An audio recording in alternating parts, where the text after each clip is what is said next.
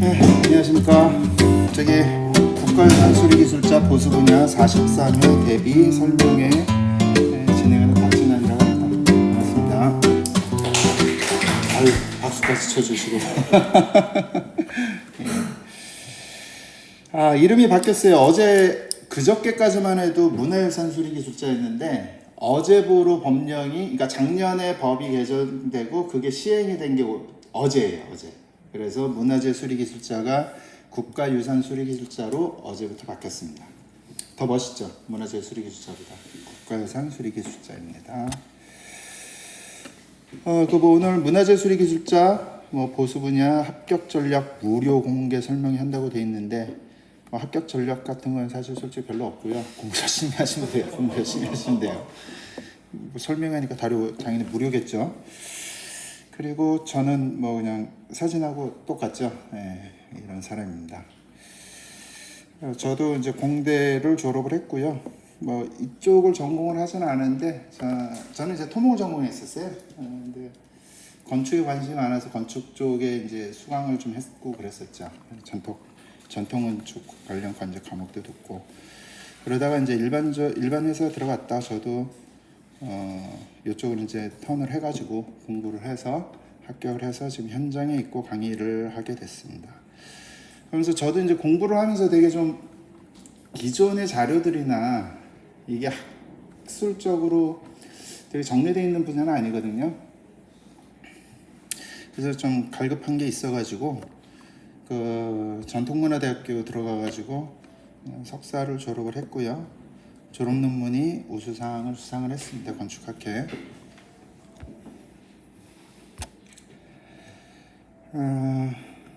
궁금하신 게 많겠지만 이 얘기를 좀 먼저 드리고 싶어요. 개념 없는 직관은 맹목이고 직관 없는 개념은 공허하다. 이게 누가 한 말인지 혹시 아시나요? 칸트 선생님이 하신 말이에요. 칸트 선생님. 개념과 직관 둘 다 필요하다는 말이죠. 그죠? 근데 이제 이거를 공부나 시험에 좀 적용해서 제가 살짝 바꿔서 항상 말씀을 드리는데 이런 얘기를 좀 해드리고 싶어요. 이해 없는 암기는 맹목이고 암기 없는 이해는 공허하다. 그러니까 둘 다 필요하다는 얘기죠. 그죠? 이해도 필요하고 암기도 필요하다. 근데 이제 이걸 이제 시험에 국한해서 좀 보면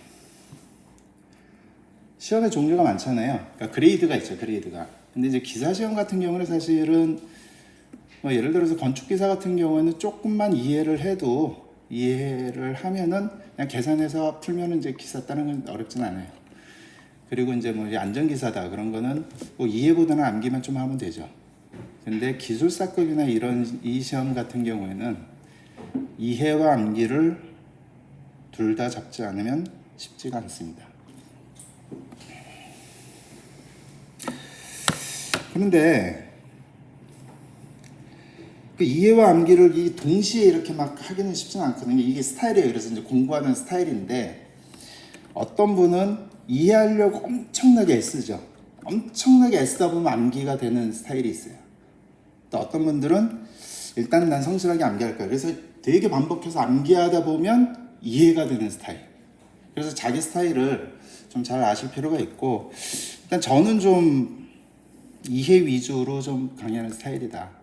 그거를 좀 먼저 말씀드리겠습니다. 올해가 이제 42회 시험을 봤어요. 그래서 3월달에 시험을 받고 합격자 발표가 얼마 전에 나왔고요. 그 다음에 2차가 7월이고 그 다음에 이제 합격자 발표가 8월에 나옵니다. 여러분들은 이제 내년도 요쯤의 일정으로 공부를 하시게 될 거예요. 목표로. 그러니까 3월에 시험을 보죠. 1차를. 여기 합격자의 이제 흐름을 좀 보시면은 좀 특징적인 것들이 좀 있거든요. 예전에는 1차하고 2차하고 좀 차이가 꽤 났어요. 아까도 좀 잠깐 말씀드렸는데 면접 시험에서 떨어지시는 분들이 꽤 있었어요. 그래서 옛날에는 1차 합격하고 2차는 이제 2번 볼 수 있으니까 떨어지고 또 1차 합격하고 떨어지고 또 1차 합격하고 떨어지고 그러니까 그분들은 억울해서 그만두지도 못해. 1차를 합격했는데 2차를 계속 떨어지니까. 현장의 고수들, 진짜 고수인데 왜 떨어지는지는 잘 모르겠네요. 그런 케이스도 간혹 있어요. 이제 그래가 한 두 번 정도 하면 대체로 다 이제 합격을 하시는데, 요즘에는 사실은 최근에는 1차에서 2차 떨어지는 비율이 그렇게 크지는 않습니다. 일단은 1차를 되게 적게 뽑고 대신에 2차를 거의 다 붙는. 이제 그렇게 된 이유 중에 하나가 보시면은 시험 일자가 1차가 3월이잖아요. 그 다음에 이제 7월. 여기 한 넉 달 정도 되거든요. 넉 달 정도 되면 2차 면접 준비하시는 시간이 됩니다. 근데 예전에는 이게 한 2달이었어요. 그러니까 1차 시험을 빡세게 해서 공부했다. 합격했다. 그 다음에 바로 따닥으로 이렇게 2차를 절대로 합격할 수가 없었습니다. 거의. 그래서 그때는 이제 무조건 2년이었죠. 무조건 2년. 근데 요즘은 그래도 1차 합격하면 거의 대부분 다 바로 합격합니다. 그래서 1차 시험이 더 중요해졌어요. 더 좀 까다로워졌고요. 중간에 막 요렇게 1차를 6명, 5명, 7명 한 자릿수로 뽑았던 시절이 있었죠. 이때는 다들 절망적이었어요. 그래서 이때 좀 오래 공부했는데 포기하신 분들 좀 있고, 근데 다시 최근에는 이제 두 자리 숫자로 올라와서 10명대, 10명 한 중간, 20명 아래로 이렇게 좀 뽑고 있습니다. 이런 시험입니다. 그래서 그런지 점점 더 옛날에는 막 1000명 가까이 시험 보다가 시험 보는 인원 자체가 많이 줄었어요. 시험이 좀 생각보다 만만치 않아서. 만만치 않은데 공부는 재미있습니다. 되게 재밌어요.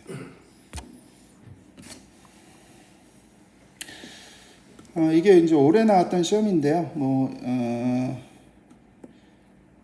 과목은 이제 좀 이따 다시 다 설명을 해드리겠지만, 보수 실무하고 이제 건축 구조 이제 두 과목, 물론 이제 객관식 과목이 있죠. 그거 말고 이제 전공 과목으로는 보수 실무와 이제 건축 구조가 있는데, 보수 실무 같은 경우가 이제 이번에 올해 나온 게 제주 성읍마을 초가집에 관련된 그 보수, 그 다음에 이제 이제 적산 문제, 그러니까 계산하는 거, 설계도서 계산하는 거, 그 다음에 이제 경복궁 침전 이제 왕이 잠자는 데죠.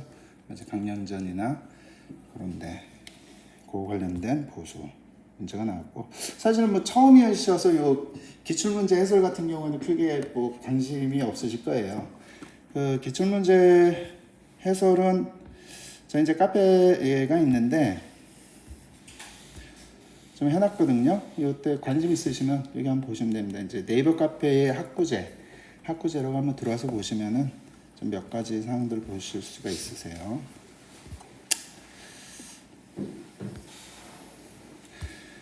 기출문제는 그렇습니다. 요새 이게 이번 기출이고, 이제 기본 과정이 있고 이제 심화 과정이 있거든요. 심화에서는 이제 그 보수 실무를 좀 더 깊이 있게 다루고, 그 다음에 이제 모의고사 위주로 운영을 해요. 그래서 이제 제가 이제 직접 만든 문제들을 내는데, 생각보다 제가 했던 문제에서 많이 시험 문제가 나오고 있습니다.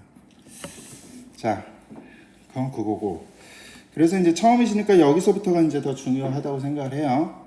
국가예산 수리 기술자란 무엇인가? 이거부터 오늘은 요거 위주로 좀 설명을 좀 하도록 하겠습니다.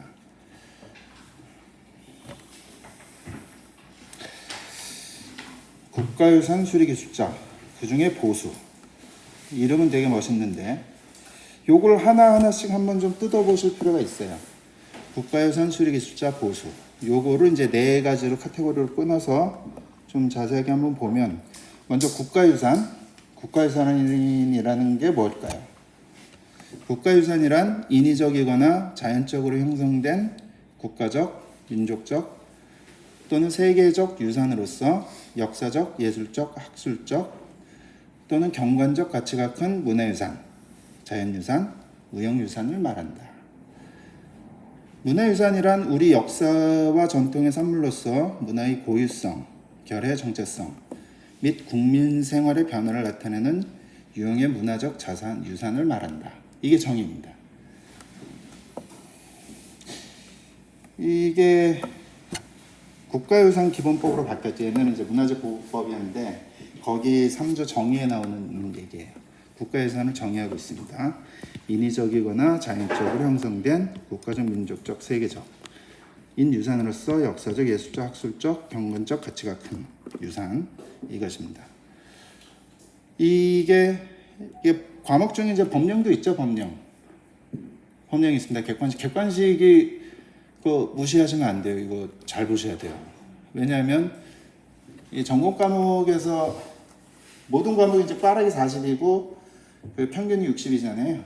60을 맞추려면은 근데 이 전공 과목에서 40점을 넘기가 생각보다 쉽지 않아요. 그러니까 객관식을 잘 봐야 돼요. 객관식에서 그걸 보충을 해야 되기 때문에 문제가 좀 쉽지는 않습니다. 그래서 요거는 자다가 툭툭 물어보면 이제 국가유산이란 하고 이제 줄줄줄 외워야 되는 것입니다. 이게 바로 이제 국가유산이고요. 옛날에는 그러니까 엊그저께까지만 해도 문화재라고 그랬었잖아요. 문화재는 이제 컬처럴 에셋, 컬처럴 프로퍼티라는 용어였어요. 옛날에는. 그러니까 이제 재산의 개념이었단 말이죠. 그러니까 이제 그 행정적인 개념, 그러니까 관리의 대상으로서 이제 문화재라는 용어를 써서 그건 좀 맞지가 않다 해가지고 문화유산으로 좀 포괄적인 개념으로 가야 된다라는 문제 의식이 많아가지고 요게 이제 그 국가유산으로 바뀌게 된 거고 이런 이제 논의의 과정을 통해서 어제 공포가 됐습니다.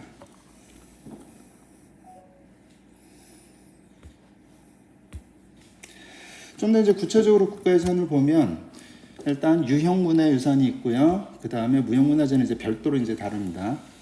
그 다음에 이제 기념물이라는 카테고리가 있고 민속문화유산이라는 카테고리가 있습니다. 유형문화유산은 당연히 이제 눈에 보이는 거죠. 잡을 수 있는 거. 건조물, 전적, 서적, 고문서, 회화, 조각, 공예품. 아마 도자기 같은 거 이런 것도 유형문화재죠, 그죠? 근데 우리가 하는 거는 이게 보수 분야에서 하는 건 자, 그래서 이제 요 유형문화재 중에서도 이제 크게 둘로 나눌 수 있어요. 동산이냐, 부동산이냐. 그죠? 그러니까 건축문화재는 이제 부동산인 거죠, 부동산. 움직일 수 없는 거. 그러니까 멋있게 얘기하면 건축문화재고, 까놓고 얘기하면 부동산 문화재. 그죠? 네. 그래서 유형문화유산에서는 건조물입니다, 건조물. 건조물이 대상이고, 기념물은 사적지. 이것도 이제 움직이지 않는 거죠. 요 사적지, 민속문화유산은 가옥. 의복, 기구, 가옥 중에 이제 가옥이 해당됩니다. 이런 것들에 대해서 보수를 진행하는 겁니다. 관리 주체에 따라서는 국가가 관리 주체인 게 있습니다. 국가지정문화유산이라고 하죠. 주로. 그러니까 보물, 국보 이런 것들. 이게 이제 국가가 직접 관리하는 거고요. 광역자치단체 차원에서 관리하는 게 있어요. 시도지정문화유산, 문화재 자료 이런 것들. 뭐 기초자치단체에서도 관리하는 게 있긴 한데 이건 뭐 그렇게 큰 분야가 아니어서.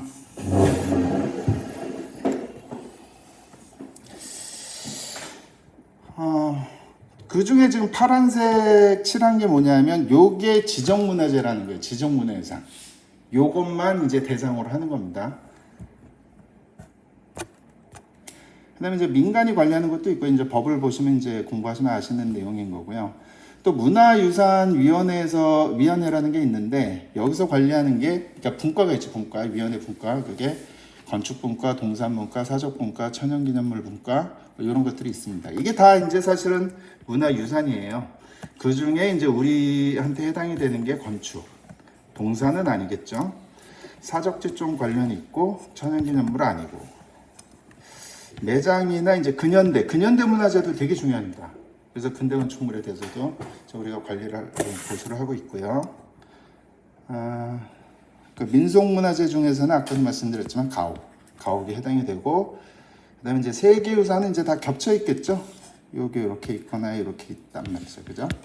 이제 중요한 것들은 겹치니까 이것도 이제 관련이 있다 이렇게 보시면 되겠습니다. 자, 이런 국가유산들을 수리한다라고 하는데, 그럼 수리라는 게 뭐냐? 이것도 이제 법적인 정의를 한번 좀 보도록 하겠습니다. 문화유산 수리란 지정, 임시지정, 주의시설물 및 조경의 보수, 복원, 정비 및 손상 방지를 위한 조치를 하는 거다라고 국가유산 수리 등에 관한 법률 제2조 정의에 나와 있어요. 수리라는 행위를 이렇게 정의를 하고 있는 거예요. 그러니까 대상은 요게 대상인 겁니다. 이게 지정이라고 하는 게 지정문화재, 이미 확정이 된 문화재, 문화유산, 그죠? 먼저 경복궁이나 그런 것들. 임시지정은 긴급하게 이거 지정을 하기 전에 훼손을 하지 못하도록 딱 지정해 놓는 임시기간. 그때 여기 동일하게 이제 대우를 하죠. 그 다음에 대상 문화재는 아니지만 그러니까 주의 시설물 및 조경이 이제 관리하는 차원에서 요것들도 이제 문화유산 수리 범위로 넣고 있어요. 이거에 대한 행위는 뭐냐면 보수, 복원, 정비 및 손상 방지를 위한 조치 이런 것들을 수리라고 하는 거죠. 좀 더 이제 자세하게 보면 보수와 복원, 정비, 손상 방지 이렇게 네 가지가 있는데 그 중에 보수는 부재를 보강하거나 그러니까 이제 건축과 토목하면 이제 신축이잖아요. 신축. 없는 것을 새로 짓는 거하고는 아주 차원이 다른 거예요. 이거는 기존에 있는 문화유산에 이게 좀 구조적으로 문제가 있거나 이걸 후손한테 넘겨주기에 좀 문제가 생긴 것 같다라고 여겨졌을 때 그것을 고치는 거잖아요. 그래서 이제 구체적인 행위로 보면은 부재를 보강을 하거나 구조를 보강을 하거나 이도저도 안 됐을 때는 이제 신재로 교체를 하는 거예요. 신재 교체. 사실 예전에는 요 신재 교체를 되게 좀 쉽게 생각을 했었어요. 그래서 이제 뭐 건물 이제 뜯고 막 이제 다시 이제 고칠 때 뭐 기둥 하나 뚝딱 그 교체하고 했는데 요즘에는 요거를 되게 이제 그 신재 교체하는 걸 되게 이제 억제를 하는 편입니다. 가능하면 고쳐쓰라는 거죠. 가능하면. 왜냐하면 이제 결국엔 옛 것인데 옛 것이 남아있는 것 중에 되게 중요한 게 재료거든요. 재료. 그때의 재료, 몇백 년 된 그 재료를 온전히 보존하는 게 되게 중요한 겁니다. 그러고 이제 그 부재는 남아 있어도 이제 구조적으로 문제가 있을 수 있는데 이런 것들을 보강하는 거. 이런 게 이제 보수 행위라고 볼 수 있습니다. 자, 그럼 복원은 뭘까요? 복원하면 떠오르는 게 혹시 있죠? 혹시 경주 가보셨습니까? 월정교, 황룡사 구축목탑 이런 거 좀 얘기 들으셨죠? 황룡사 구축목탑은 아직도 이제 몇십 년 동안 계획 중인 거고 월정교는 복원이 됐습니다. 가보시면은 이제 그게 있어요. 근데 이제 복원이라는 이 용어가 되게 좀 애매한 용어예요. 무슨 말씀이냐면 사실 보수 행위도 사실은 복원이에요. 그렇잖아요. 그러니까 훼손이 된 걸 다시 원래 상태로 이렇게 되돌이키는 거기 때문에 원래 이것도 복원이고 학술적으로는 복원이라는 용어를 씁니다. 근데 법적으로는 요거는 보수고 요 별도로 복원을 떼내서 이거는 아예 없어진 걸 새로 짓는 것. 그걸로 한정을 해버렸어요. 무슨 말씀인지 아시겠죠? 예. 자, 그러면은 숭례문 같은 경우는 복원인가요?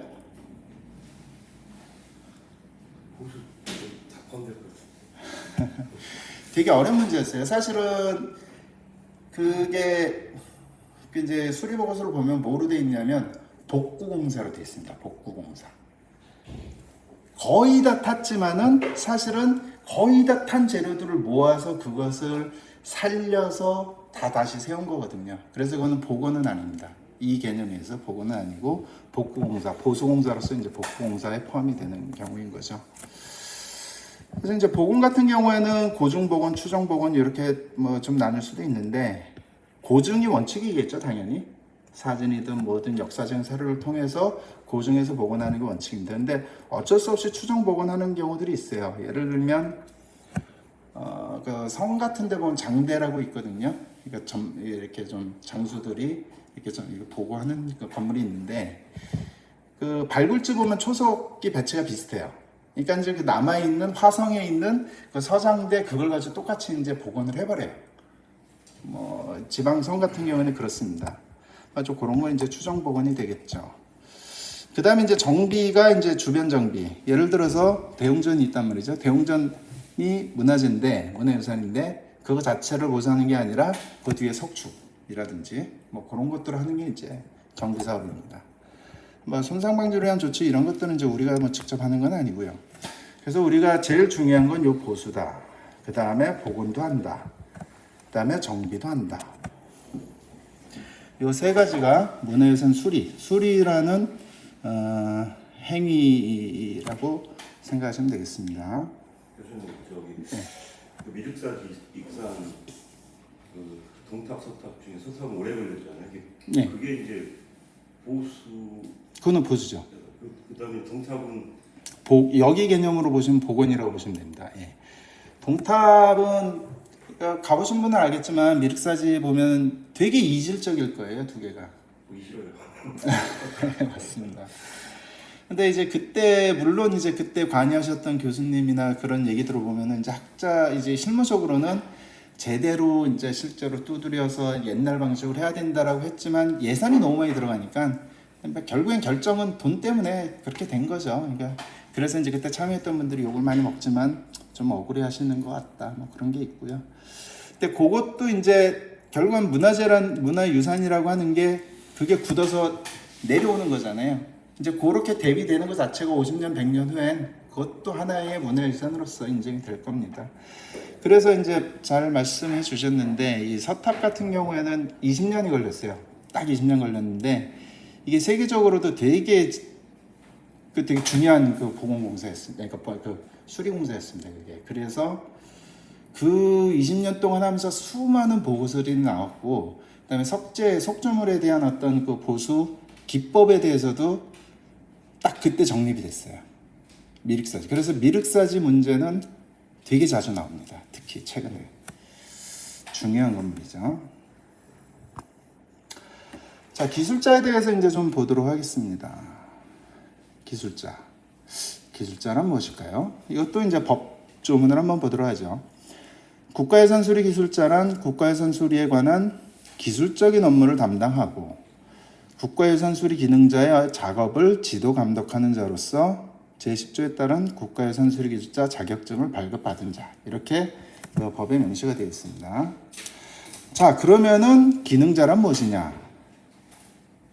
국가유산 수리 기능자란 국가유산 수리 기술자의 지도 감독을 받아 국가유산 수리에 관한 기능적인 업무를 담당하는 자로서 제12조에 따른 국가유산 수리 기능자 자격증을 발급받은 자. 뭔가 되게 말장난 같은데 핵심적인 거는 이거죠. 이 기술적인 업무와 기능적인 업무의 차이가 무엇이냐. 이게 딱 그냥 보기에는 위계가 정해져 있구나 이렇게 생각할지 모르겠지만 그렇게 받아들이면 좀 안 될 것 같고요. 그냥 다른 겁니다. 다른 거. 이 하는 일이 다른 거죠. 어떻게 다르냐면 기술자는 현장 대리인을 해요. 감리를 하든, 그죠? 그다음에 이제 전체적인 목표 달성이 이제 되게 중요한, 그걸 관리하는 게 되게 중요한 게 기술자고, 뭔가 문제가 생겼을 때 문제 해결하는 게 되게 중요해요. 그죠? 그다음에 이게 다양한 공종들이 온단 말이죠. 그래서 공종 간의 이제 관계를 고려를 해서 조율을 하는 일을 하는 거하고 작업의 가이드라인을 제시를 하는 사람입니다. 공정이죠. 어떤 공정하고 공종은 달라요. 공정은 프로세스고 네. 공종은 그 종류죠, 종류. 일의 종류.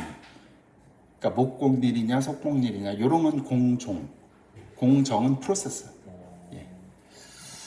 자, 기능자는 이런 거죠. 대목, 이게 이제 대목 같은 경우 편수, 목공 이런 용어들이 있어요. 이제 석공, 와공 이런 분들 실제 일하시는 분들이죠. 이분들은 그 부분적인 목표를 달성하시는 거예요. 그걸 실현하는 사람입니다. 목표 달성 실현을 하시는 분들이에요. 이분들이 진짜 중요하죠. 그죠? 그리고 뭐 개별 작업을 진행하겠죠. 목공 하시는 분들이 속공일을 하는 건 아니니까. 그러니까 자기 일 열심히 하면 돼요.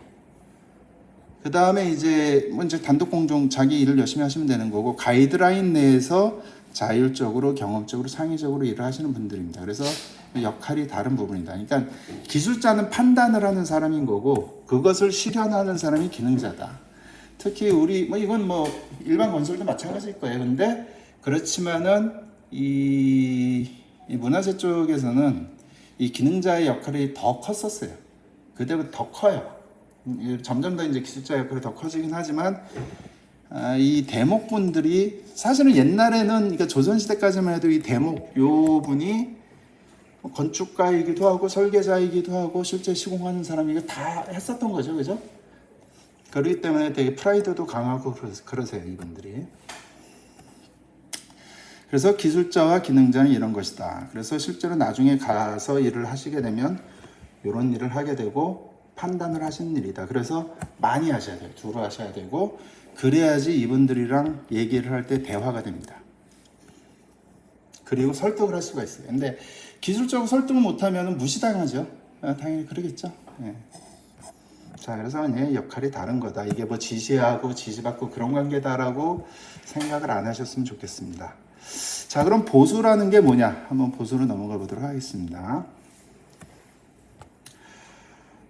그러니까 보수 분야를 얘기를 하는 거거든요. 분야. 그러니까 이제 국가유산 수리기술자의 분야가 여러 가지가 있어요. 단청도 있고 뭐 보존 처리도 있고 한데 그 중에 보수 분야는라는 게 뭐냐라고 했을 때 국가유산 수리기술자의 종류 및 그 업무 범위, 이것도 법령에 나오는 거예요.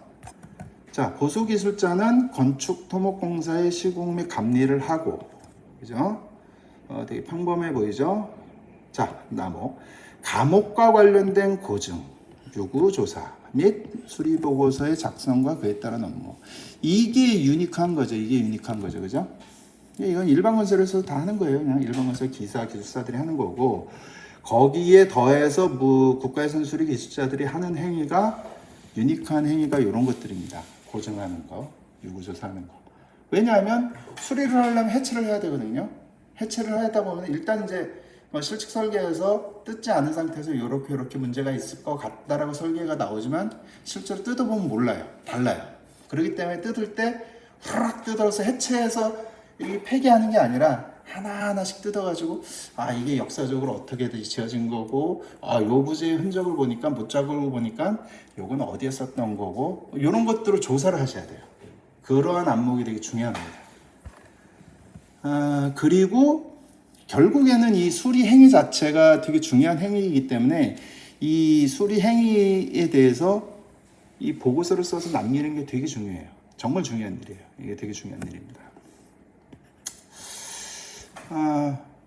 거기에 보면 수리기술자 누구 이름 딱 써서 이제 보고서를 내거든요. 그게 이제 역사에 계속 남는 거예요. 그래서 잘 하셔야 됩니다. 요것 때문에 수리기술자를 하는 거죠. 자, 그럼 보수의 대상은 무엇이냐? 아까도 말씀드렸지만 법적으로 이제 유형문화재에선 건조물, 그 다음에 이제 민속문화재에서는 가옥, 그 다음에 이제 기념물에서는 이제 사적지, 세 가지가 있다고 말씀을 드렸고, 구체적으로 보면 목조 건축물류라고 이거 다 법령에 다 나와 있는 거예요. 당탑, 궁전, 성문, 전랑, 사오, 서원, 누정, 향교, 관아, 객사 이 등이라고 돼 있죠. 여기다 이제 많은 민가들도 있겠죠, 그죠? 이런 것들도 있겠습니다. 당탑, 궁전, 뭐 경복궁, 군정전 같은 거. 성문도 되게 중요하죠, 그죠? 돈화문, 뭐 지금 광화문은 이제 복원이 된 거여서, 그렇죠. 그것도 50년, 100년 후면 이제 문화유산이 되겠죠. 그다음에 전날 이런 사후 이런 것들, 서원. 탑인데 이제 우리 석탑이라고 생각하시면 돼요. 이게 당은 원래 이제 집당자니까 집인데, 그러니까 탑이라는 것 자체가 단순한 구조물이 아니라 내부에 부처님의 사리를 모시기 위한 구조물이잖아요. 그러니까 이제 그것도 당탑이라고 하는 거죠. 그래서. 네. 그 다음에 이제 석조건축물류에서는 뭐 석굴, 뭐 석탑 별도로 얘기를 하고 또 전탑, 전으로 만든 거, 이게 벽돌을 만드는 거, 그 다음에 승탑. 이거는 이제 승탑은 예전에 부도라고 했죠, 부도. 네, 부도를 이제 승탑이라는 용어로 바뀌었습니다. 석종, 비갈, 이건 비석 같은 거, 그 다음에 석등, 석교, 계단. 석교 같은 경우에는 지방에 또 사찰이나 또 지방에 가시다 보면 석교들 많이 있고 또 뭐 쉽게 서울에 청계천 있죠. 청계천 그것도 다 석교입니다. 네. 그런 것들 보시면 되고 계단, 계를 받는 단이죠. 이거는 통도사의 금강계단 같은 거. 네. 예, 우리 디딤돌 올라가는 그 계단은 아니고요.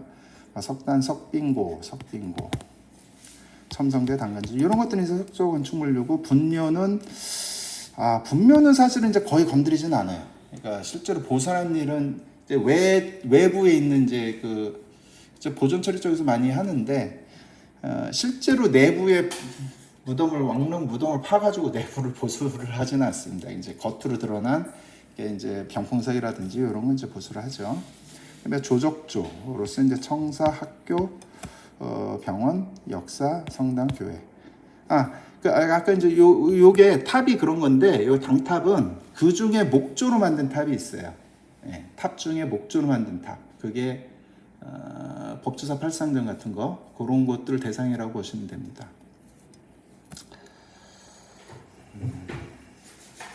조적조는 주로 이제 근대 문화재가 되겠죠, 그죠? 근대 문화재. 자, 그러면은 이 건축 문화재란 무엇이냐?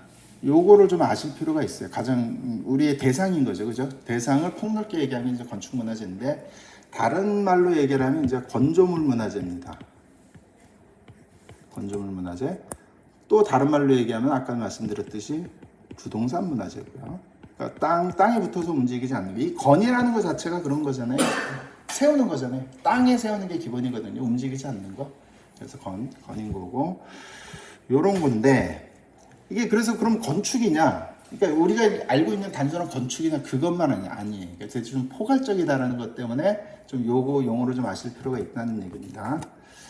자, 건축문화재 분야, 건축물이란 일단 뭘까요? 건축물이란 토지에 정착하는 공작물 중 지붕과 기둥 또는 벽이 있는 것과 이에 부수되는 시설물. 이건 이제 건축 기본법에 나와 있는 건축물의 정의입니다. 건축이라는 행위를 통해서 나온 건축물, 물성이 물로서 이제 건축물을 이렇게 정의를 하고 있습니다.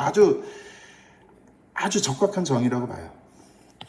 땅이 있어야 되고 거기에 지붕과 기둥. 지붕을 먼저 얘기했어요. 이게 신기하지 않아요? 기둥 또는 벽이 아니라 지붕을 먼저 얘기했다는 게 참 뭐 건축에 대해 좀 관심 있으시면 중요한 거죠. 왜냐? 비피하는 게 원래 집의 목적이잖아요. 집의 목적. 비피하는 게 집의 목적이거든요. 원래는 요렇게만 있었죠, 그죠? 땅 요렇게 파가지고 수열식. 근데 시간이 지나서 이게 이 기둥과 벽이 생긴 거잖아요. 그래서 이제 공간이 생긴 거죠. 자, 그래서 사실은 건축물을 우리가 다루지만은 사실은 공간이 이제 건축학이라는 것 자체가 공간에 관한 인문학이잖아요. 공간을 다루는 거고 공간을 구별하기 위해서 이제 건축물을 만드는 거죠, 그죠? 그 만드는 방법이 이제 우리의 이제 전통 방식은 목조 건축이 이제 주로 이제 그런 방식이었던 거고 특별하게는 이제 석조물로서 석탑도 하나의 그 내부 공간을 만들기 위해서 이제 만드는 거죠, 그죠? 자, 그런데 요건 건축인데 그럼 요것만 하는 건 아니다라는 얘기인 거예요. 그래서 계속 말씀드리는 게 건축은 땅을 바탕으로 만든 구조물인 거죠. 공간을 만드는 집과 탑 같은 것들인 거고 이런 거죠, 그죠? 땅 위에. 근데 이제 토목은 뭐냐면 땅과 관련된 구조물인 거죠. 땅 자체를 변형시키는 거예요. 땅 자체를. 그래서 건물의 기초 작업을 하는 것도 이것도 이제 토목의 분야인 거고 교량 만드는 거, 축대 제방 만드는 거, 수리수문 이건 이제 그 구조물은 아니지만 요걸 계산을 해줘야 되는 거죠. 이건 계획과 관련된 건데 요런 것들 하는 게 토목입니다. 그래서 보시면은 아까도 말씀드렸지만은 이제 우리 대상이 건축 토목에 관련된 거라고 그랬잖아요. 그러니까 건축도 하고 토목도 하셔야 돼요. 그러니까 이제 건축도 공부하셔야 되고 토목 관련된 것도 공부하셔야 되는 거죠. 이런 것들 파란색이 이제 토목이고요. 요게 이제 건축문화재가 다루는 범위입니다. 좀 다시 얘기해 드리면은 건축문화재 범주를 좀 이제 개념적으로 설명을 드리면 목조 건축, 그 다음에 석조물, 성곽 이렇게 공식적으로 요거를 이렇게 분류를 하고 있어요. 목조 건축은 우리가 흔히 알고 있는 한옥, 그죠? 한옥이 되겠고요. 석조물은 아까도 말씀드렸듯이 석탑이라든지 뭐 이제 단간지주라든지 이런 것들. 그 다음에 성곽이 우리가 또 성곽의 나라 하지 않습니까? 우리나라의 성곽이 얼마나 될까요? 몇 개나 있을까요? 한 2,000개 정도 2,000개가 있다고 합니다. 성곽 무지 많아요. 지방에 가도 조그만 성곽들이 무지 많고 역사적인 건 뭐 잘 아실 테고. 토성을 포함해서 이렇게. 뭐 그렇죠. 근데 석성이 대부분이죠. 석성이 대부분이고 토성도 좀 있고. 예. 그래서 이 성곽도 별도로 이게 약간 성격이 달라요. 성격이 다릅니다. 이게 보수하는 성격이 달라가지고 이렇게 분야를 좀 나눠서 이제 접근을 많이 하거든요. 사실 목조 건축은 이제 아키텍처죠. 말 그대로 건축에 대한 얘기입니다. 건축에 대한 얘기. 석조물은 사실은 아트예요, 아트. 이 고급 미술사 쪽에서 주로 다루는 분야인 거죠, 원래는. 그죠?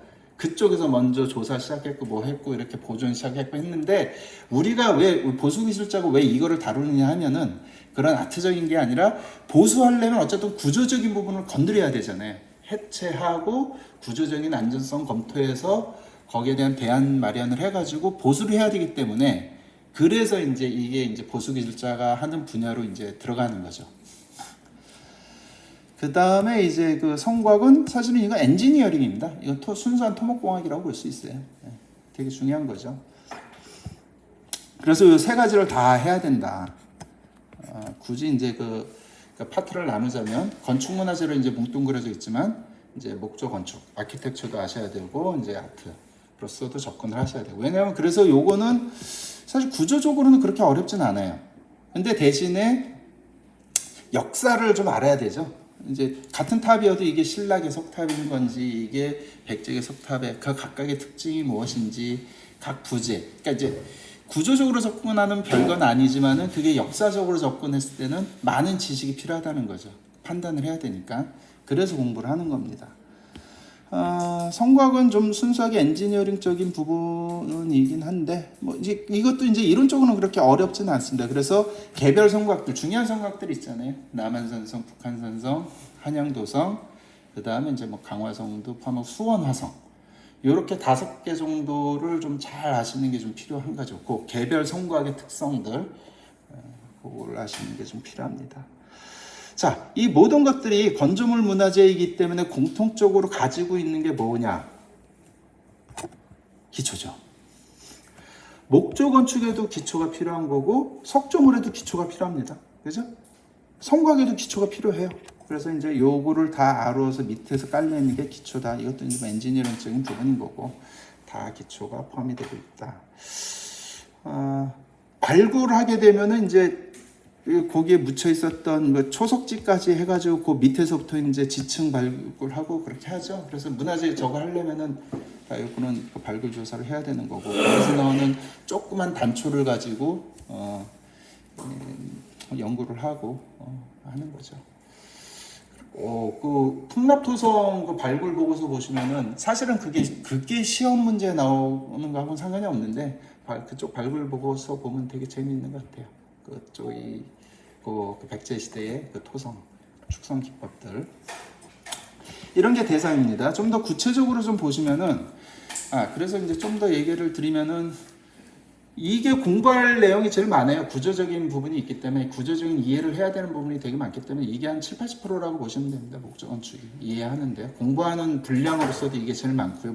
당연히 시험 문제도 제일 많이 나오는 게 이제 목조 건축 관련된 부분이고 아까도 말씀드렸던 단순한 암기가 아니라 이해가 필요한 부분이 이제 목조 건축이고요.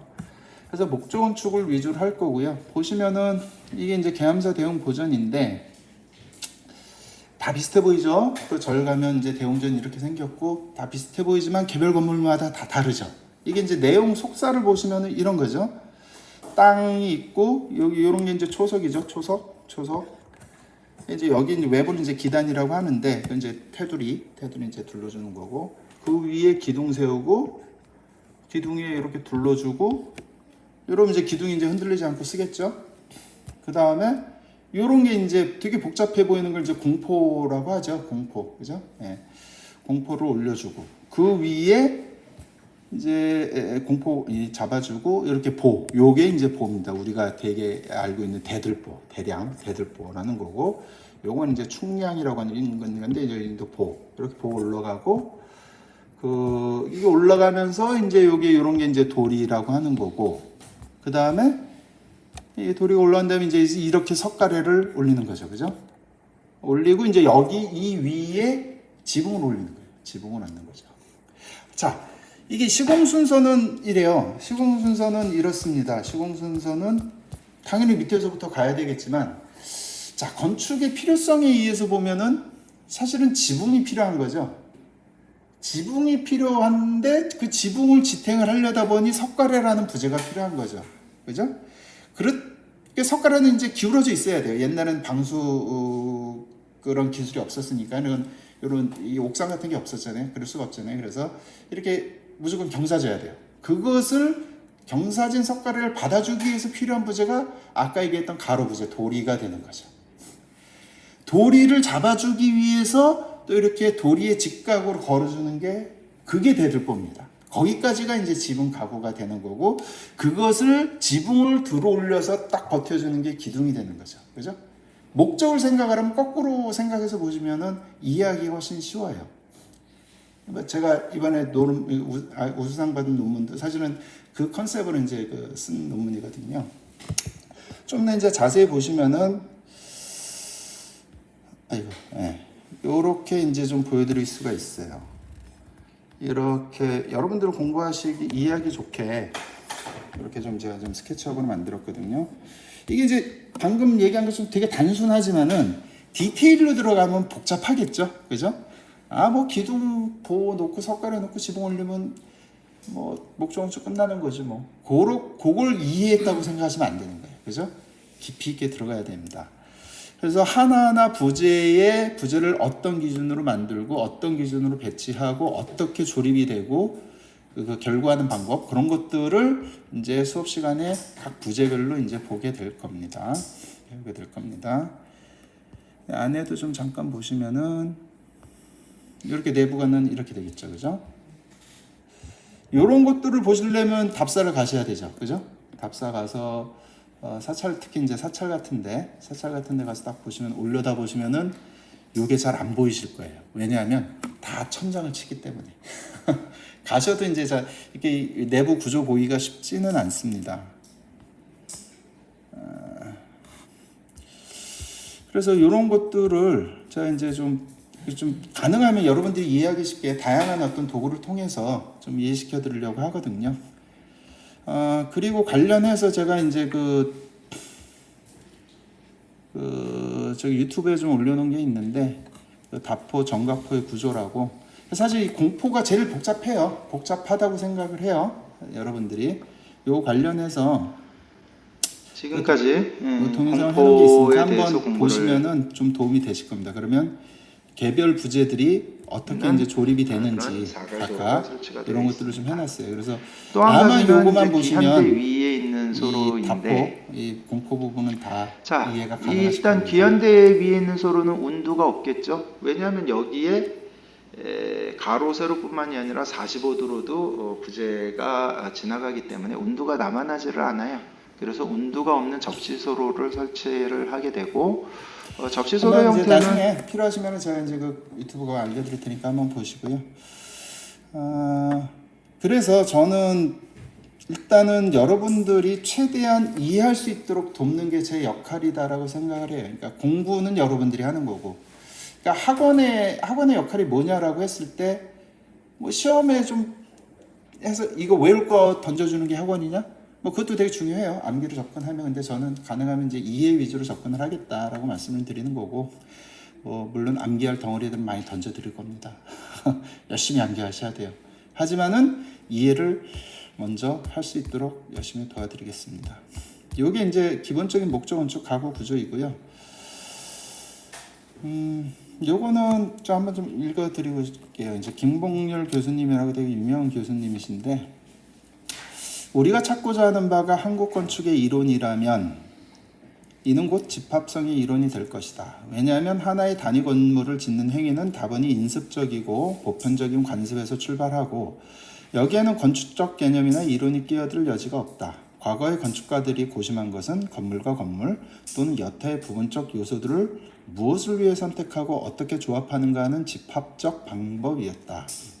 우리가 감동하는 한국 건축의 신뢰들은 가치 있는 집합 방법론에 바탕을 둔 것으로 이를 곧 건축적 개념이나 이론이라고 부를 수 있다. 물론 건축의 본질이 부분과 부분을 조합하여 하나의 통일된 전체를 만드는 것이라고 할 때 모든 건축은 집합적이며 모든 건축에는 집합의 논리가 내재된다. 좀 말이 좀 어려운 것 같은데 이 집합적이죠, 그죠? 그 예를 들어서 서양의 엘리제궁 이런 것들도 건물 하나 뻥 있고 앞에 정원 있고 하지만 어쨌든 집합적이에요, 그죠? 하지만은 서양 건축은 대체적으로 내부에 다 많은 것들을 흡수하죠, 하나의 건물 안에.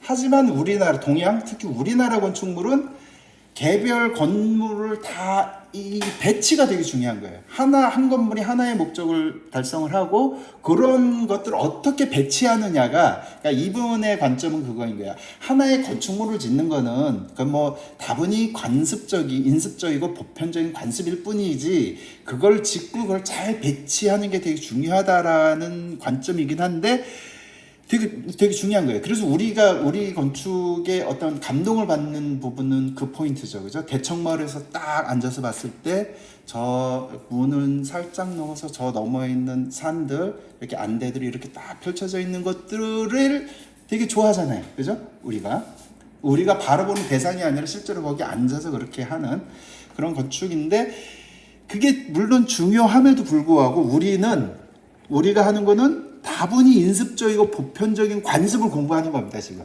개별 건축물이 어떻게 지어지는지를 아셔야 되잖아요. 그거를 먼저 알고 나서 그게 돼야지만이 이제 이러한 그 수준까지 간다는 거죠. 이게 건축물을 좀 지을 줄 알아야지, 그죠? 자, 집합의 논리라는 게 결국에 이런 거예요. 결국엔 재료가 필요하지 않습니까? 전통 재료죠, 그죠? 전통 재료면은 목재, 석재, 흙, 요거 가지고 만드는 거예요, 그죠? 재료가 뭐가 돼요? 부재가 되죠. 나무를 깎아서 기둥을 만들 수도 있고 볼을 만들 수도 있고 이렇게 부재가 되는 거고, 이 부재를 구조적으로 결구를 해서 하나의 부위를 만듭니다. 벽체의 부위, 공포 부위, 지붕을 지탱하는 부위, 이런 부위가 구성이 되는 거고, 이 부위가 모여서 하나의 건축물이 되는 거예요. 드디어 하나의 건축물이 되는 거죠. 이런 건축물들을 잘 배치했을 때 건축이라는 하나의 어떤 포괄적인 개념이 된다는 것이죠. 여기까지 가는 게 목표고, 실제 시험에서도 시험으로 접근하면 건축에 대한 얘기도 좀 나오잖아요, 그죠?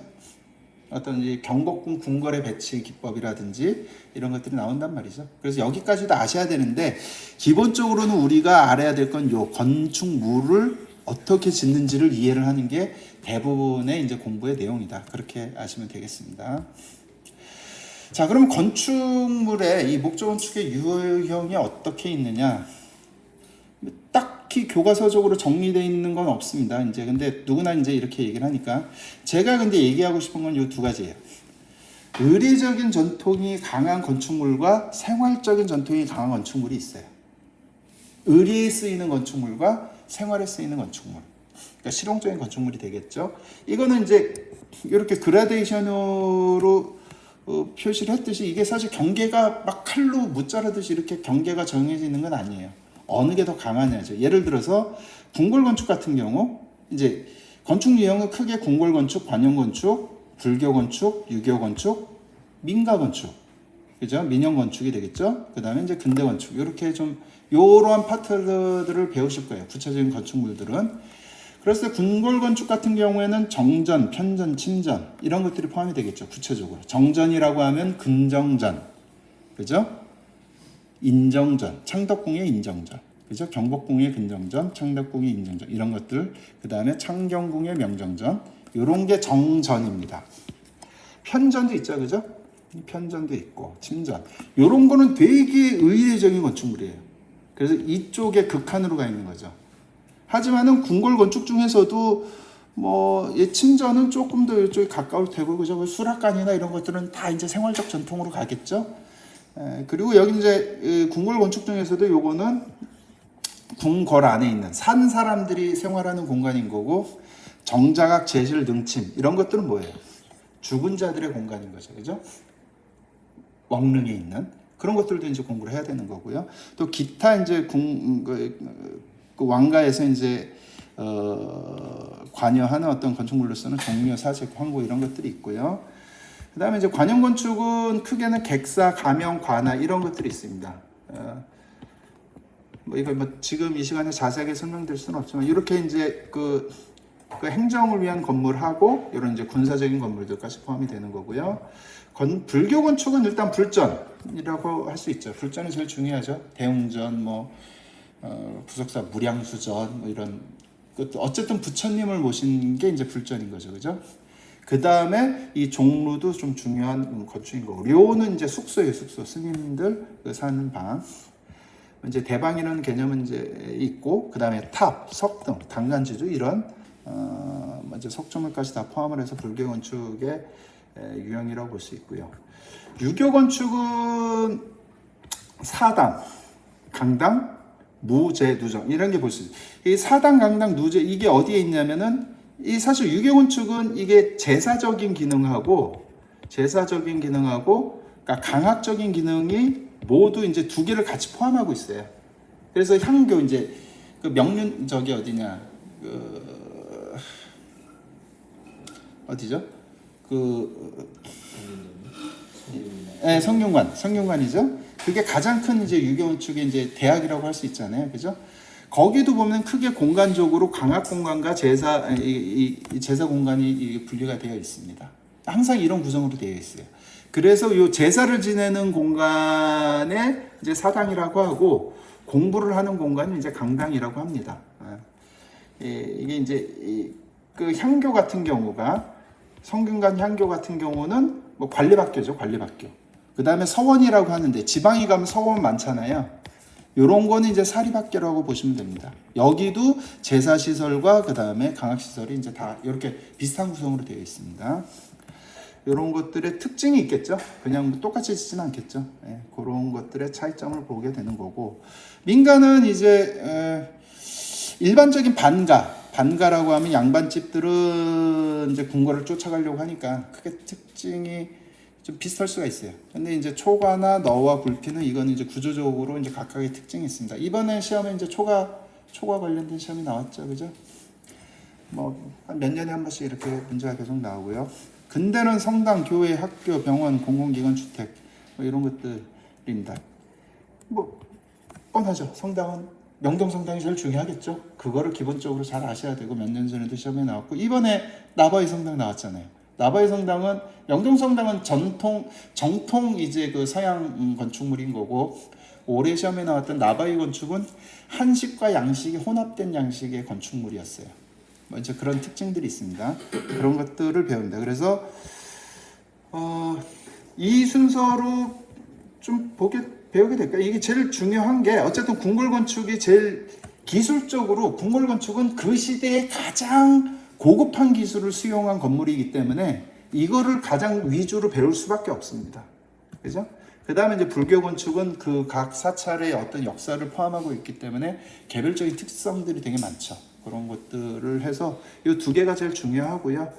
유교 건축은 이제 어떤 유형으로서 좀 사당의 특징, 사당이라는 건물 자체의 특징이 뭔지, 강당이라는 건물 자체의 특징이 뭔지에다가 중요한 이제 뭐 강릉 향교라든지 뭐 전주 향교라든지 뭐 이런 중요한 건축, 이제 개별 건축물까지 좀 공부를 하시면 됩니다.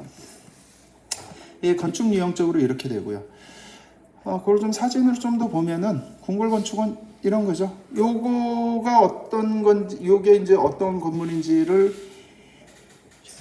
어딜까요? 정확히 아시면은 조금 좀 공부를 하신 분이고, 아까 얘기했죠. 경복궁 근정전, 창덕궁 인정전, 창경궁 명전전 있죠. 요거는 이제 창덕궁입니다. 창덕궁 인정전입니다. 왜? 비슷해 보이지만 측면 칸수가 일단 4칸이거든요. 중층이면서 이제 4칸이기 때문에 이게 인정전인데, 그거 공부하신 분들은 딱 이제 구별이 되는 거죠. 공부를 안 하신 분들은 당연히 그 구별을 할 수 없는 거고, 그 다음에 요게 이제 물루죠, 물루. 궁궐 건축 중에서도 물루. 그 중에, 3중문이죠. 주로 이제 이 중요한 데의 핵심적인 공간에 들어가기 위해서는 보통 문을 3개를 거치게 됩니다. 그 중에 이제 그 광화문, 이제 그 근정전에 들어가려면 광화문을 거쳐서, 이게 두 번째 흥례문을 거쳐서 근정문을 거쳐야지 이제 근정전에 갈 수 있는 거죠. 이게 두 번째 흥례문입니다. 흥례문. 그다음에 요런 게 이제 왕실 건축 중에 이제 그 음택이라고 하죠. 그러니까 죽은 자들의 공간인 왕릉의 건축물로서 정자각이라고 합니다. 이런 구조를 띠고 있어요. 이렇게 하는 이유는 여기에 이제 그 상을 펼치고 여기서 이제 의뢰를 진행을 하기 위해서 이런 구조를 가지고 있습니다. 그다음에 요게 이제 뭐예요? 종묘입니다. 아주 위대한 건물이죠. 이런 거를 볼 수 있고, 관형건축은 이게 아까 얘기했던 객사 중에 이제 전주의 풍패지관이라고 하는 거, 이건 이제 가명. 이거 이제 그 지방에 이거는 이제 그 성곽 물루인 거고, 요게 제주도의 관덕정입니다. 그러니까 중요한 정자 같은 경우는 루각이나 누정 건축을 이제 관에서 운영을 했었죠. 그래서 지방마다 되게 중요한 루 있잖아요. 밀양 영남루라든지 광안루 이런 게 민간이 관리하는 게 아니라 그 관에서 관리하는 거죠. 네, 이런 건물들이 있고요. 불교 건축으로 넘어가면은 아까 얘기했던 이게 이제 당탑이 되겠네요. 목조 건축이면서 탑의 구조인 게 이거고, 이게 종루. 요거는 석조 건물로서 탑인데 좀 우리가 보던 거랑 조금 다르죠. 이 지붕 요게 약간 벽돌처럼 이렇게 돼 있죠, 그죠? 네. 그 벽돌로 만든 탑을 모방한 모전탑이라고 생각을 하시면 됩니다. 모방한 거라고 생각하시면 돼요. 근데 현재 좀 역사적인 그 흐름을 좀 보셔야 되는 거고, 유교 건축으로는 요런 게 지방에 많이 있는 향교고, 요게 되게 중요한 서원 중에 하나고요. 서원 내에 이제 사당 건물, 요게 강당 건물. 특징이 다른 개념으로 이해해야 됩니까? 아까도 말씀드렸지만은 향교는 국립학교, 관립학교인 거고, 서원은 사립학교. 근데 그게 왜 다르냐면은 향교는 이게 제사를 지낸 대상이 정해져 있어요. 공자님과 제자들. 그 제자들로 딱 정해져 있고, 사립학교는 자신의 지역이든 자신의 문중이든 자신이 모시는 그분을 모시는 거예요. 공자님을 모시는 게 아니라. 무슨 말씀인지 아시겠죠? 예. 그래서 배양하는 인물들이 다 달라요. 서원마다. 그 서원 철폐령이 그런 거잖아요. 그 사준일기만 남긴 게 그런 것들 중에 다 이제 너무 우후죽순을 생겨서 그렇게 한 거고. 네, 그래서 요런 사당 건물과 강당 건물의 어떤 그 구조적인, 그러니까 배치나라든지 내부 계획, 그러니까 건축 계획의 차이점들을 배우시게 될 겁니다. 그다음에 인가 건축은 요거는 반가죠. 반가 중에 어디 거냐면 추사고택이에요. 예산이 있는 추사고택인 거고, 반가를 자세하게 문제에서 다루진 않습니다만 알면 되게 재밌습니다. 답사 다니면서. 요 초가는 구조를 좀 아셔야 돼요. 이번에 시험에도 나왔지만 초가 구조를 아셔야 되는 거고, 민가 중에서도 이제 여러 가지 종류의 건축물들이 있습니다. 이건 상주 대산루라는 건물이고요.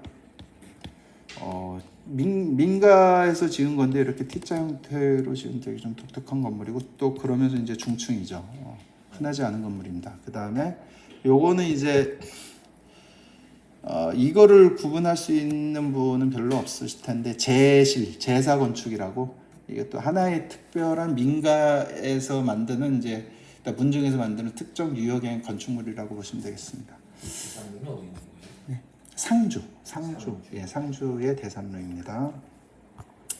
그다음에 근대 건축물은 요런 이제 벽돌 조족조 건축물이 있겠고, 요거는 석조전이죠. 네, 덕숭은 석조전입니다. 덕숭은 석조전이에요. 석조전은 석조 건축물일까요? 석조 구조일까요?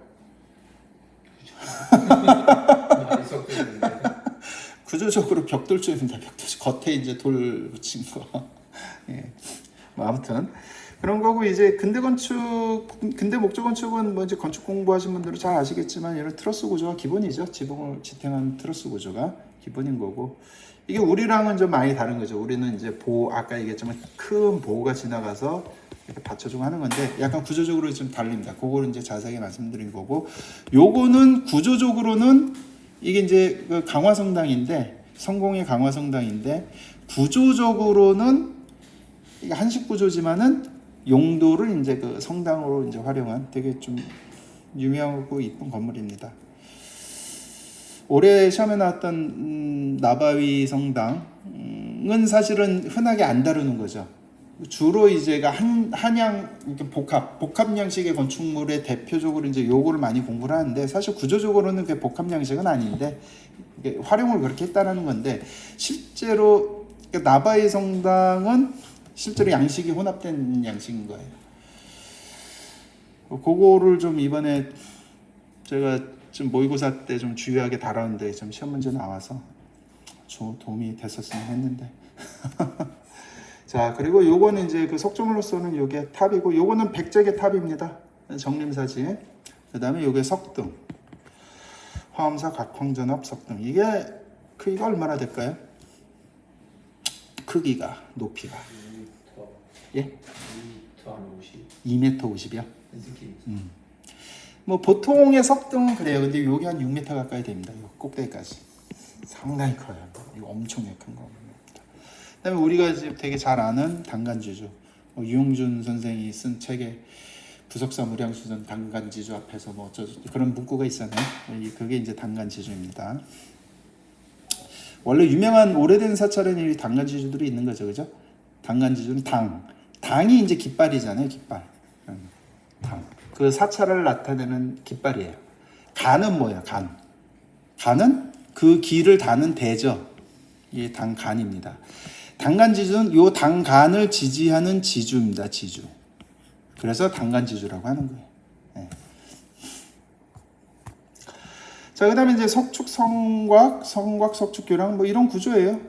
구조적으로 되게 단순하지만 공사가 되게 중요해요. 공사로 보면 되게 중요한 공사예요. 이게 돌 하나하나 이런 걸 그냥 뭐 포크라인을 퍼서 이렇게 뿌리는 게 아니라 옛날에는 당연히 안 그랬겠고 지금도 사실은 사람이 일일이 요 내부에 채우는 요 잡석들을 사람이 일일이 펴서 이렇게 잘 놔야 돼요. 그렇게 공사 안 하면 큰일 납니다.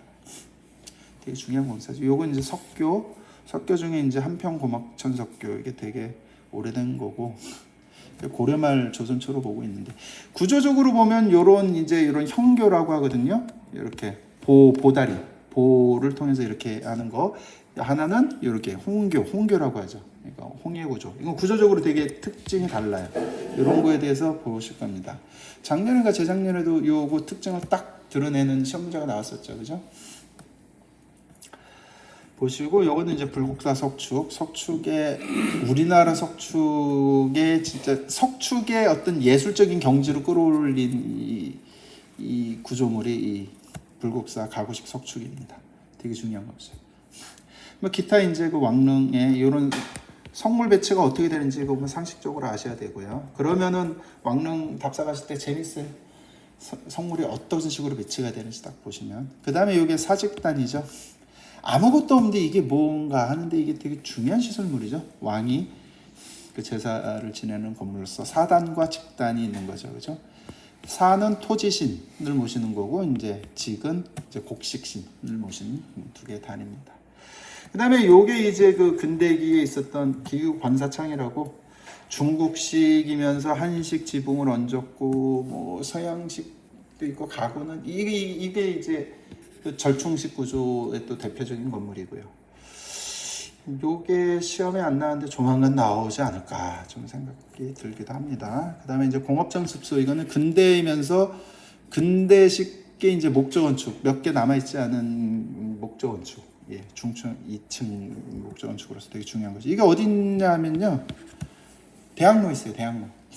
대학로에 그 방송통신대 본부 건물이 이 건물이에요. 딱 가서 보시면은 보실 수 있어요. 예. 그다음에 서울대 병원 있잖아요. 그것도 거기 고동순동에 거기에도 보면 대한의원이라고 그 건물인데 그것도 근대문화재로 되게 중요한 건물입니다. 그러니까 서울만 돌아다녀도 곳곳에 오래된 것도 있지만 근대문화재로도 이제 볼 게 되게 많습니다. 이런 개별 건물들을 공부하시는 거고요. 자, 그럼 시험 준비의 관점에서 한번 좀 보도록 하겠습니다. 사실 이제 시험 준비에 관련해서 이 문장을 좀 많이 얘기를 해드리는데 좀 간단하게 한번 말씀드릴게요. 시간이 많이 지났지만 이게 중용에 나오는 문구예요. 고, 지성무식이라 불식즉구, 구죽징, 징즉 유원, 유원즉 박후, 박후즉 고명이라. 지성무식, 지극한 성실함은 쉼이 없다. 그러니까 무식, 쉼이 없다. 근데 불식즉구, 그러니까 쉼이 없으면은 오래 간다. 구즉징, 오래 가면 징험이 나타난다. 징즉 유언, 그러니까 징험이 나타나면 넓어진다. 그 다음에 유언즉 박후, 넓어지면 깊어지고 깊어지면 고명해진다. 사실 우리가 시험 공부하는 게 이 고명해지자고 공부하는 건 아닌데 사실 어느 정도의 유언과 어느 정도의 박후는 필요합니다. 이 시험이. 예를 들어서 이 땅속에 여기 합격증이 있어요. 합격증. 어디를 파야 될지 모르죠. 그죠? 그거를 어느 정도 이제 대충 이렇게 딱 지역을 본단 말이죠. 요거를 좀 여기쯤 좀 가시면 됩니다라고 알려주는 게 학원인 거고, 그죠? 자, 그런데 이제 기사 같은 경우에는 요 정도에 묻혀 있어요. 요렇게만 파도 돼요. 근데 깊이 있는 거 땅 파보신 분들은 아시겠지만 요렇게 팔 수 있나요? 못 파요. 무너집니다. 이렇게 파야 돼요. 넓게 공부하시고 깊이 파야 됩니다. 어쩔 수 없이 어느 정도 넓게. 그러니까 되게 많은 이게 그러면 아까 얘기했던 중요한 건축물들만 알면 시험 되느냐? 안 그래요. 특히 이 시험이 좀 약간 그지 같은 게 이게 출제자가 누구냐에 따라서 어디서 튀어나올지가 몰라요. 어떤 건물이 튀어나올지가 몰라요. 그래서 겸손하게 꾸준히 중요한 건물들을 공부하되 끊임없이 옆으로 확장을 하셔야 됩니다. 그래서 좀 어렵습니다. 합격하기가. 그래서 우리가 어느 정도 그러니까 쉬운 길 찾으려고 하시면은 좀 안 된다. 학원에서 딱 나오는 거 찍어줘야 되지 않느냐. 그렇게 접근하시면 좀 곤란합니다. 예. 그런 시험이고 그래서 시험 과목은 어떻게 되느냐. 크게는 객관식 시험이 법령하고 건축사가 있고 한국사는 미리 한국사 검정 시험을 통과를 하셔야 됩니다. 3급이죠. 예. 옛날에 옛날이라고 해봤자 3, 4년, 4, 5년 전에는 한국사를 별도로 시험을 봤었어요. 여기서. 그래서 점수를 체크했는데 그게 좀 꽤 어려웠죠. 어려운데 이제 빠져나가서 그럼 더 좋냐? 그렇지가 않습니다. 과목이 하나 줄었지만 아까도 말씀드렸는데 옛날에는 5과목이었어요. 5과목인데 3과목이 객관식이고 2과목이 이제 전공시험이어서 이제 그 서술식인데 이게 평균 60점 맞으려면은 요게 이제 40점을 받겠다 딱 목표를 잡는 거죠. 그러면은 요 나머지 객관식에서 70몇 점만 받았으면 됐어요. 근데 이제는 하나가 없어져서 2과목에서 80점을 받아야 돼요. 80점씩을. 그래야지 40점 받아도 평균 60점이 돼서 합격을 하시는 거거든요. 근데 요 80점 맞기가 생각보다 만만치 않습니다. 생각보다 만만치 않아요. 그래서 저는 그래서요. 시험 공부하시는 분들의 어떤 성실성을 체크하는 정도는 이 객관식 점수를 보면 알 수 있다. 그래도 80점 받으신 분들은 떨어졌어도 정말 성실하게 공부하신 분들이에요. 계획적으로 꾸준하게 시간 배분해서 딱 객관식도 하고 전공도 하신 분들. 어차피 이 전공 쪽은 실력이 꽤 합격할 만한 실력 되신 분들은 되게 많아요. 근데 진짜 어느 정도 운이 필요해요. 그런데 그럼에도 불구하고 정말 성실하게 준비했느냐? 그거는 객관식 잘 봐야 됩니다. 그래서 상황이 더 만만한 게 아니다. 과목 줄었다고 해서 그렇게 보시면 되고 여러분들 다 학교 다닐 때 공부 열심히 하셨을 텐데 40점 그거 못 맞냐라고 생각하실지 모르지만 생각보다 만만치 않습니다. 예, 그 얘기는 그만하겠습니다. 자, 어쨌든 한국 건축 구조라는 게 요거 나온 건 뭐냐면 출제 범위는 지금 산업인력공단에서 공개한 출제 범위입니다. 한국 건축 구조 양식에 대해서 하고 시대별 건축 구조, 재료별 건축 구조. 그러니까 재료별, 시대별, 그다음에 구조 양식 이런 걸 본다는 얘기죠. 건축 구조의 개념이 그래요. 광해 구조는 이게 사전적인 정의죠. 부분이나 요소가 어떤 전체를 짜 이룸. 그렇게 만들어진 얼개 이런 것들을 얘기를 하기도 하고 구조에서 이제 구조물 같은 경우 구조물은 이제 일정한 설계에 따라 여러 가지 재료를 얽어서 만든 물건을 구조물이라고 하죠. 그래서 한국의 전통 건축을 형성하는 재료 부재 아까 얘기했던 부위 협의의 구조 어떤 결구 구조 그다음에 건축에 대한 해석에 관련된 문제예요. 해석에 관련된 문제. 어떤 구조적으로 어떻게 해석을 할 거냐 그게 이제 이 한국 건축 구조 라는 시험 과목의 저겁니다.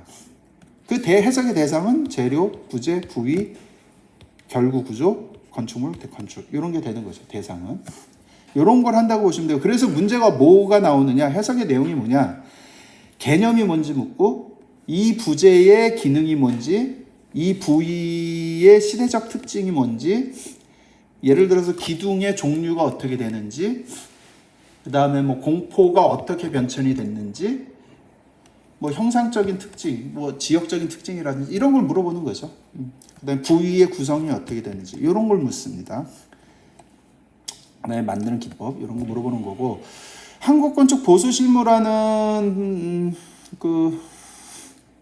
이 과목은 한국건축 조사 분석이 있고 한국건축 보수 보존 기술 계획 수립이 있습니다. 그 다음에 건축 재료에 대한 문제, 연장 도구 및 인력 투입에 관련된, 이게 이제 뭐 적산인 거죠, 적산.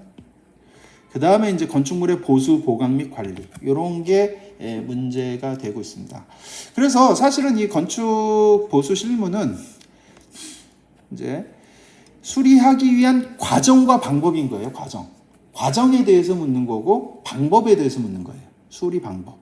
근데 이거를 헷갈리시는 분들이 이제 구조 공부를 먼저 하니까 구조 공부를 쭉 하는데 보수 실무 문제를 딱 푸는데 구조처럼 답을 쓰시는 분들이 있어요. 이제 그건 좀 오래 공부하신 분들 얘기인 거고, 그래서 목적이 뭔지를 분명히 아셔야 된다는 겁니다. 건축 구조는 해석인 거고 이거는 과정과 방법에 대한 얘기다. 그래서 과정과 방법은, 그러니까 과정을 보면은 일단 훼손이 일어나야 되잖아요. 그러니까 훼손이 어떤 종류의 훼손이 있는지를 알아야 되고 그 훼손에 대해서 어떻게 조사를 할지, 그래서 이 훼손을 어떻게 할지를 계획을 하는 거, 그 다음에 실행으로 들어가서 어떤 방식으로 해체를 해야 될지, 어떤 방법으로 보수를 할지, 조립하는 방법, 관리하는 방법 등을 배우는 겁니다. 그게 이제 시험 과목이 되는 거고, 그 다음에 보수의 방법은 이거는 절차적인 거기 때문에 이건 규정화되어 있는 거예요. 임의로 하는 게 아니에요. 그래서 법령이 필요한 거고 시방서라는 게 필요한 거고 업무 편람을 참조해야 되고 설계 도서를 봐서 어떤 식으로 했었구나라는 걸 알아야 되고 이제 자문회의 등을 거치는데, 그래서 이런 것들은 다 공개되어 있는 거죠. 이거는 문화재수리 표준 시방사가 있어요. 그것을 거의 딸딸딸 외우듯이 하시는 게 좀 필요해요. 그 다음에 올해는 이제 이런 시방 문제가 이렇게 많이 배분이 되게 작긴 했지만 되게 중요합니다. 그 다음에 적산이 들어가가지고 좀 이제 계산하는 거, 설계도서에서 계산하는 것도 좀, 계산도 좀 들어갑니다. 전체적인 절차는 이렇게 진행이 되고요. 그 다음에 이제 중요한 게 작도죠. 핸드 드로잉을 하셔야 됩니다. 실제로 어떤 것들을 해야 되느냐. 이게 이제 부석사 무량수전의 이제 도면인데 이게 전체적인 배치도고 이게 평면도를 그리라고 해요. 시험 문제에서 실제로. 강릉향교, 아까 얘기했죠. 강릉향교 강당의 평면도를 그리시오. 이런 문제가 나온다니까요. 그림이 어려운 게 아니라 어떻게 배치가 됐느냐가 중요한 거죠. 기둥이 어떻게 배치가 됐느냐. 그 다음에 이제 인면도나 이런 의장적인 거, 인면도는 이런 거는 이제 그리라는 거 안 나와요. 근데 구조를 봐야 되기 때문에 이런 종단면도가 제일 많이 나오죠. 이게 실제로 부석사 무량수전은 종단면도입니다. 아주 부재가 복잡하죠. 고려 시대의 건물이어서 그 시대는 그 특징이 그렇습니다. 이 아까 봤었던 그 공포하고 좀 많이 다르죠. 네, 그 시대적인 특징이에요. 석가상은 안 그래도 그 옆에 있는 구조는. 아니 그렇죠. 이 부처님은 안 그리셔도 되고, 예, 요런 구조가 중요한 거죠. 구조. 요런 것들을 잘 그리셔야 돼. 이게 그려 보시면은 이게 칸 배분하는 것도 그렇고 하여튼 생각보다는 만만치는 않습니다. 그런데 아까도 공식적으로 말씀 안 드렸죠.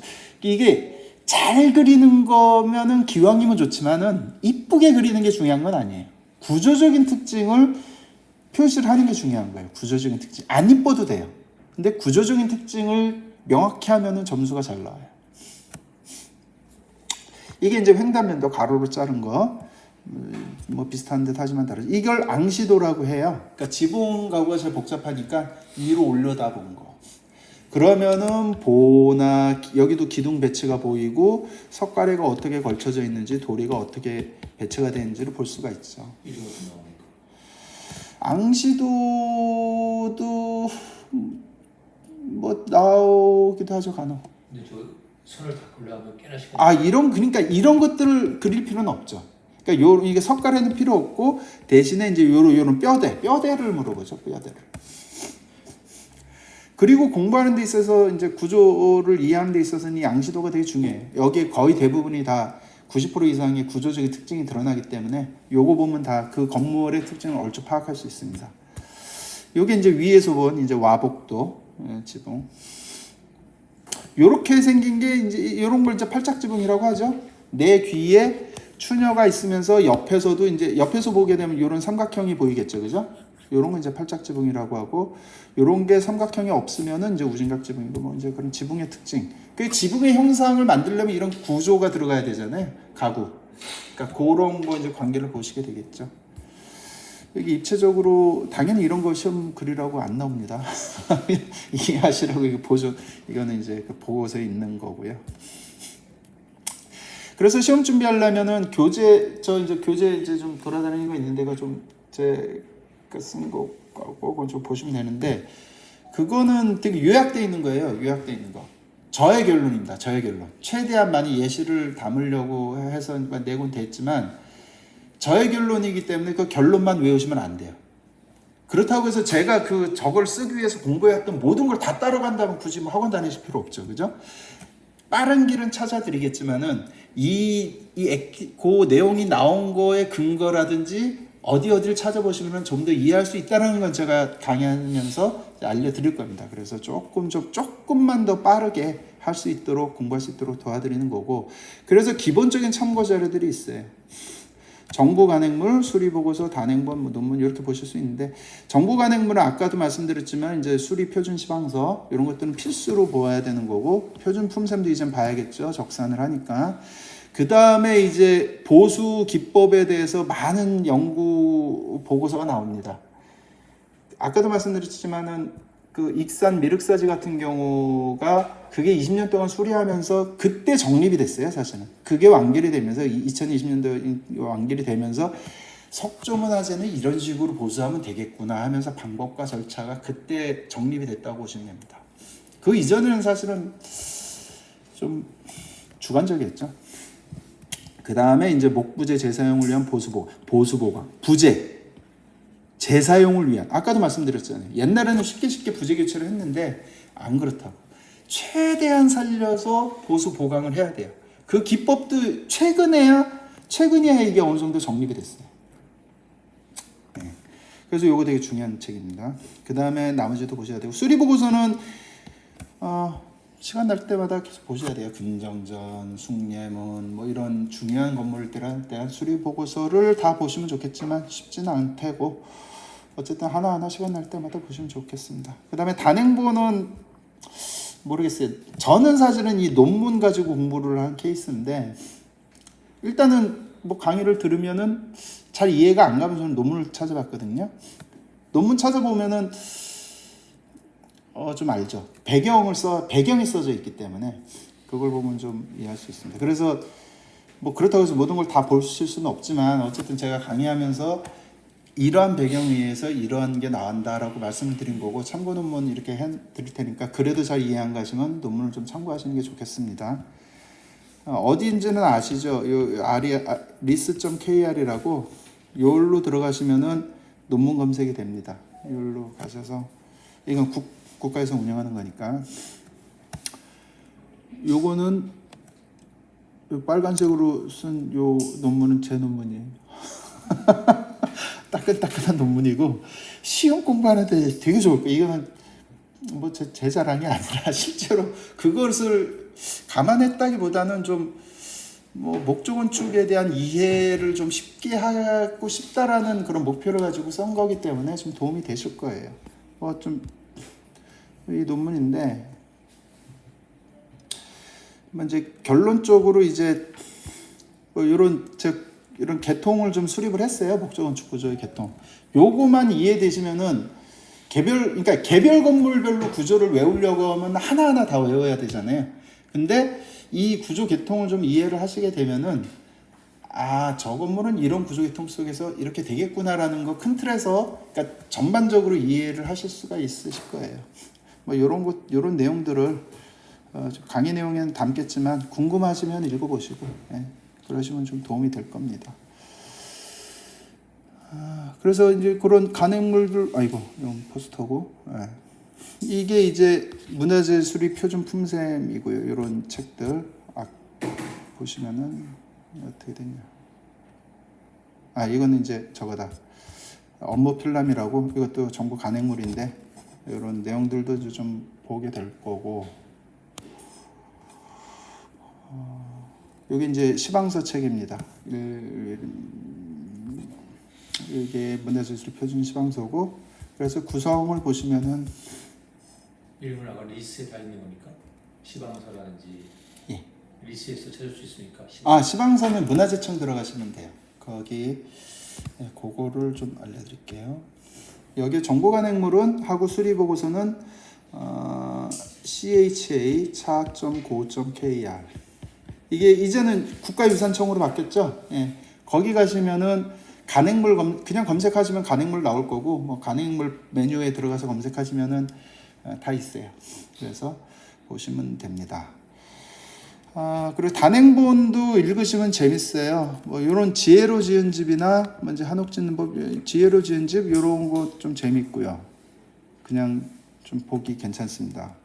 그 다음에 한국건축대계가 이게 거의 교과서거든요. 거의 교과서. 근데 이게 한국건축대계 자체가 6권인가 7권인가 이 엄청나게 옛날식 있잖아요. 인쇄물, 프린트도 아니고 옛날 타자 인쇄 그런 책이에요. 이제 돌아가신 분인데 그 중에 이제 하나가 목조가 있고 석조가 있는데 목조는 거의 좀 교과서라고 생각을 하시면 됩니다. 거기에서 시험은 그래서 되게 중요한데 읽기가 되게 어려워요. 읽기가 쉽지는 않으실 거예요. 그래도 뭐 좀 장기적으로 제대로 공부하고 싶다라고 하면 요거는 좀 읽어보시기를 권하고 이제 요것도 되게 좀 내용이 괜찮은 책이고요. 요거는 좀 이론적인 책이고요. 저는 근데 좀 저한테는 되게 좋았고 요거는 좀 이제 벽돌 관련된 책이어서 지엽적인 거여서 아마 읽기는 쉽지는 않지만 읽어보면 재밌습니다. 그 다음에 요거는 20세기 초 건축구조물의 기술사 이거는 근대 건축의 교과서라고 생각하시면 됩니다. 근대 건축 관련 시험 준비하는 데 있어서 교과서라고 생각하시면 돼요. 논문은 이제 본인이 필요하실 때마다 찾아서 보실 때 하나하나씩 그 자기 자산이 늘어나는 거죠. 조금씩 넓어지는 거죠. 자, 일단은 그렇고요. 뭐 강의 계획은 기본 과정, 심화 과정이 있는데 기본 과정은 당연히 이제 기본적인 이론을 배우고 부재별 구조 및 시공, 뭐 기본 문제 답안 작성에 대한 것도 하고요. 심화 과정 가서 이제 주요 보고서 분석을 통한 심화 이론 학습을 하는데 적산 연습도 들어가고 여태 이제 보수 실무를 좀 중점적으로 좀 할 거고요. 여기서도 이제 보수 실무를 하는데 좀 시방서 암기 위주로 시방서의 주요한 내용 위주로 이제 하는데 여기 심화 과정에서는 이제 그 보수 실무를 좀 더 깊이 있게 들어가서 할 거고 하면서 모의고사가 들어가죠. 모의고사가 들어갈 거고 모의고사만 잘 보셔도 꽤 될 텐데 좀 그렇습니다. 자, 시험 합격하셔야죠. 그래서 이제 현장 강의하고 이제 줌 강의 동시에 하고 줌 녹화한 거 이제 동영상 서비스 하시니까 최대한 여러분들 공부하시는데 도움이 되려고 이렇게 하고 있어요. 자, 제가 또 뭘 말씀드리려고 했더라. 예, 그렇습니다. 그래서 이제 기본 과정, 심화 과정 둘 다 이제 16주 과정으로 준비를 했고요. 다른 학원들은 아마 6월 초중순에 시작할 거예요. 근데 저는 좀 일찍 시작하는 이유가 한 달에 한 번 정도 중간에 이제 좀 휴강을 좀 두려고 해요. 왜냐면 이거 하루도 한 번도 빠지지 않고 16주 스트레이트 하는 게 여러분들 공부하기가 힘들어요. 일정도 있고 한데 그래서 저는 일부러 일찍 시작하고 중간에 휴강을 둡니다. 이때는 일정 계획 잘 세워서 하시고 마찬가지로 심화 과정도 안녕하십니까. 제41회 문화재 수리 기술자 시험 대비 뭐야? 뭔 소리야? 어디서 나온 소리였지? 자, 그렇습니다. 분야 심화 과정에 관한 요거 저거 했나 보다. 됐고, 그 다음에 그래서 아까 이제 조금 더 도움되는 말씀을 드리면은 1년 단위다. 1년에 한 번 시험 한 번 보는 거기 때문에 좀 뭐 한 번에 합격하시면 좋겠지만 현실적으로 거의 불가능하니까 2, 3년 계획 세우셔서 공부를 하셨으면 좋겠다고 생각을 하고요. 1년 스케줄, 제가 제일 좀 바보 같다고 생각하는 사람들이 처음에 너무 열의를 가지고 시작을 하다가 지쳐서 슬럼프 빠지는 거, 그게 제일 바보라고 생각을 해요. 그래서 저는 그랬어요. 1년 딱 있을 때 한 반, 4분의 3 봤을 때 한 반 정도까지는 제가 할 수 있는 어떤 제 공부 능력의 한 80% 정도 하겠다. 그러니까 보통 이제 전일로 공부를 풀타임으로 공부하면 3-3-3으로 나눠서 하거든요. 3시간, 3시간, 3시간 요걸 좀 기본으로 공부를 해요. 그러면 이제 3분의 1은 객관식 준비하고 나머지 2를 이제 그 전공 공부를 하는데 한 8시간, 9시간 정도만 처음에는 한 8시간 정도 하고 요때는 한 좀 100% 정도 하고 남은 한두 달은 110%, 120% 정도 해야죠. 이래야 안 지칩니다. 저는 제 방법은 그래요. 저는 그렇게 해서 나중에 한 10시간, 11시간, 12시간 공부하는 거죠. 밥 먹는 시간 빼고 얘기하는 거예요. 그렇게 공부하셔야 됩니다. 그렇게 하고 이제 어쨌든 기본 과정 끝나고 한 달 정도 시간 있고 하니까 그때 이제 좀 정리하시고 답사도 좀 갔다 오시고 그러면서 이제 좀 어떻게 공부할 건지. 그 다음에 이게 자기 자료 만드는 게 되게 중요하거든요. 자기 자료. 어쨌든 정리를 해야 되잖아요. 소화를 하면 자기 방식으로 뭐 엑셀로 표를 만들든, 좋아, 내가 한번 좀 뭐 국보 보물만 한번 리스트 한번 정리해 볼래. 딱 정리를 해보는 거죠. 그 다음에 뭐 이제 건물별 특징을 한번 정리를 하든지 이런 것들을 하게 될 거예요. 그죠? 안 그러면은 이거 방대한 분량을 그냥 있는 그대로 이해하고 숙지한다? 이거 쉽지 않습니다. 그래서 정리를 하는데 틈틈이 잘 정리하시고 그 시간 쪼개서 하시면 됩니다. 예를 들면은 저는 잠깐만, 그 자료가 어딨냐?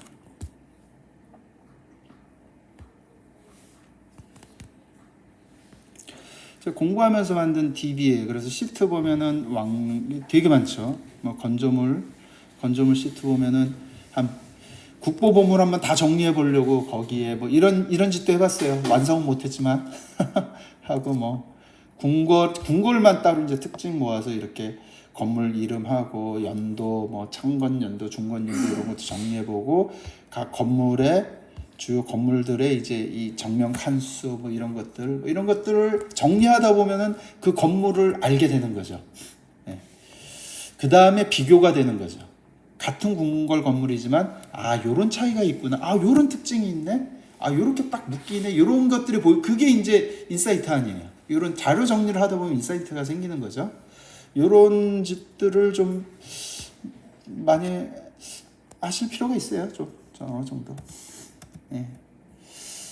자, 공식적으로는 이제 제가 설명드릴 건 다 끝났고, 혹시 궁금한